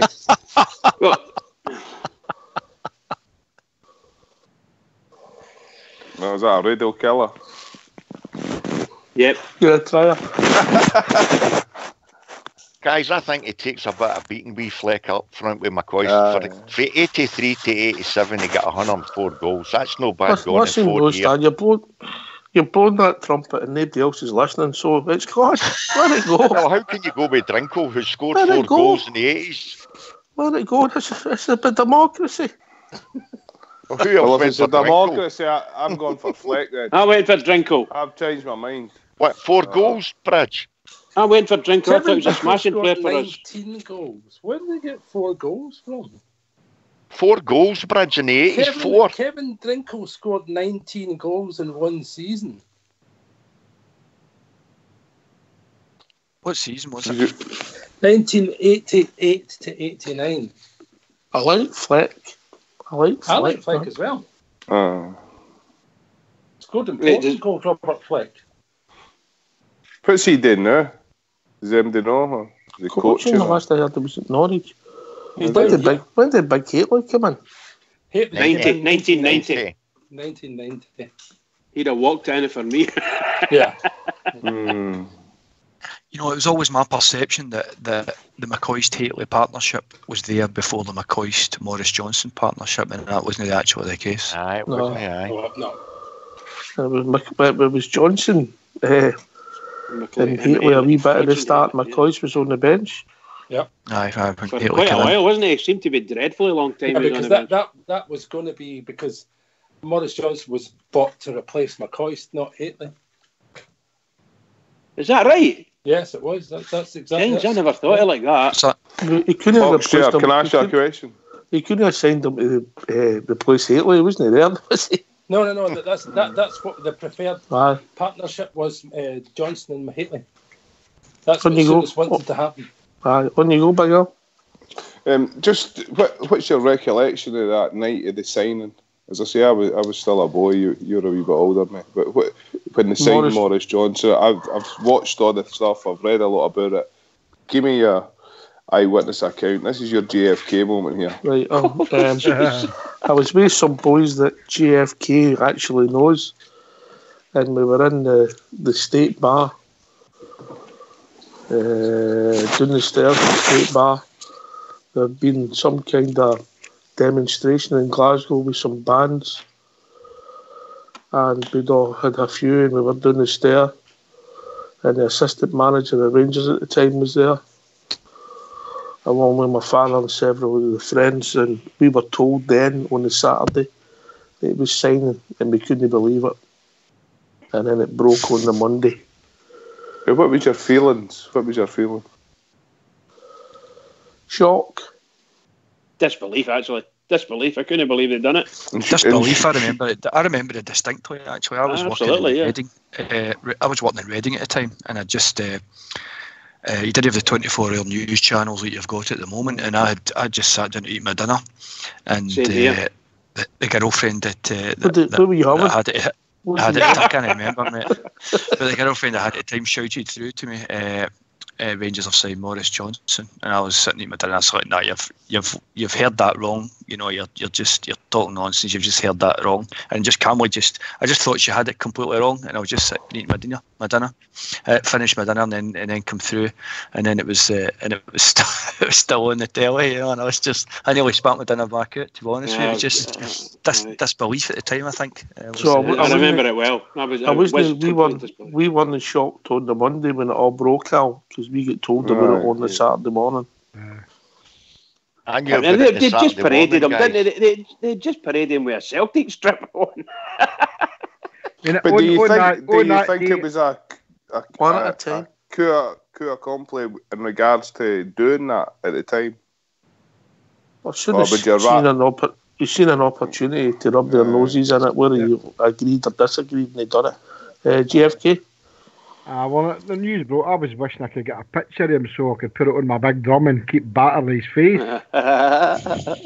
There's a lot of I remember 2-3 seasons before that, guys, when we played the Puddle Drinkers in the Cup final, and he stood there a tap of shirt with no face and blessed himself as he walked half a park after he gets sent off.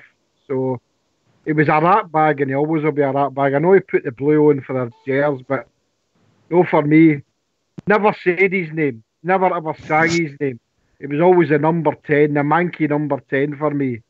So I was in flats in a street off Duke Street, guys, working on the Saturday morning, and the scaffold outside, all I could hear was all this effing and seeing. I'm like, what's going on? And I looked out.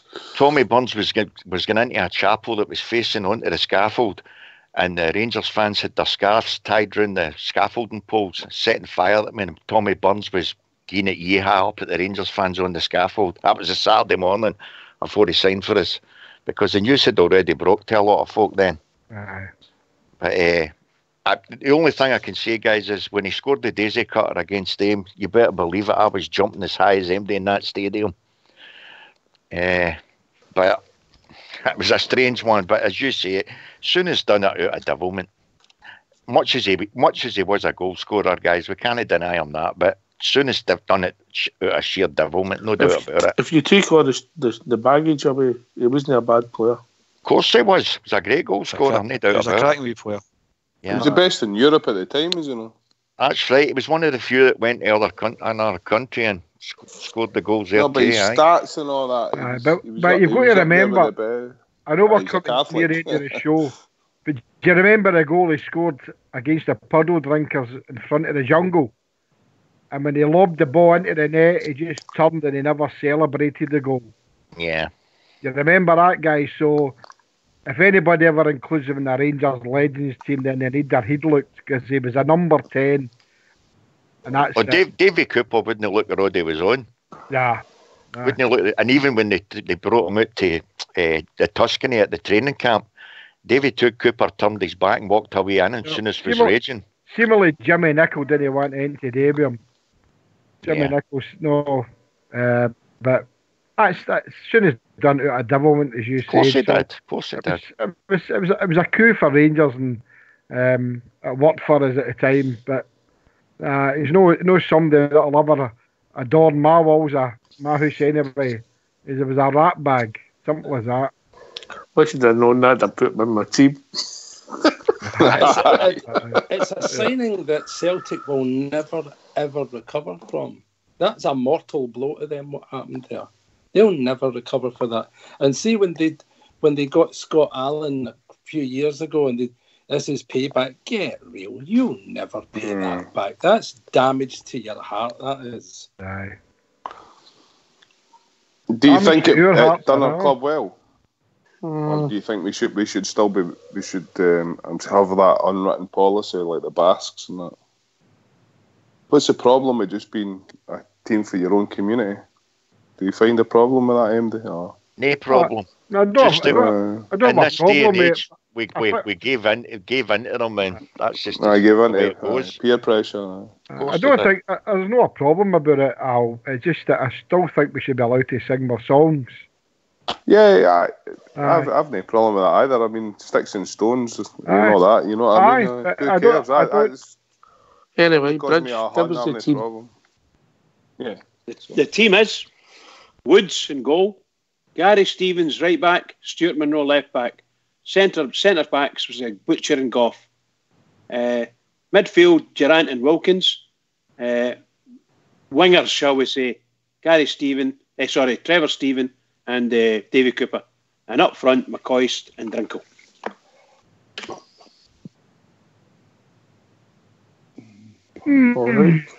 All right.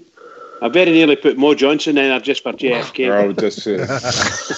Anyway, we've reached that time of the evening. Bridgeman?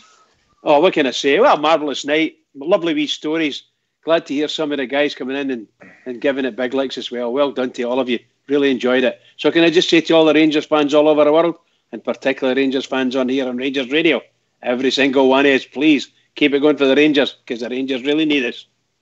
Yeah, can I thank Big Al, Boswell, Cushy, Fox, JFK, Blue Star, and of course Fox and Old School doing the technicals in the background. This has been Rangers Radio. We'll be back tomorrow night talking about all things Rangers. From a guy so young to Glasgow City, they come seeking fortune and a new way of life.